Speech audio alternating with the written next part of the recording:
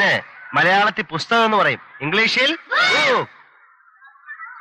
ഇതിന് മലയാളത്തിൽ പേരെന്ന് പറയും, ഇംഗ്ലീഷിൽ ആ.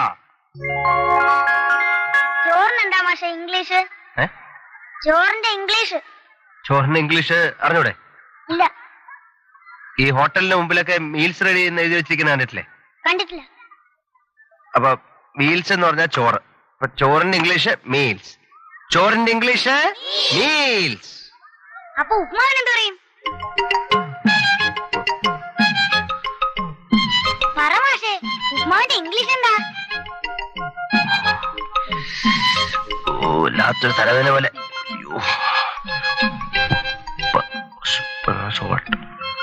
മാവ് mango tree, salt mango tree. അല്ല, എന്താ ചോദിച്ചേ? ഉപ്മാവിന്റെ ഇംഗ്ലീഷ്. ഉപ്മാവിന്റെ ഇംഗ്ലീഷ് സോൾട്ട് മാംഗോ ട്രീ.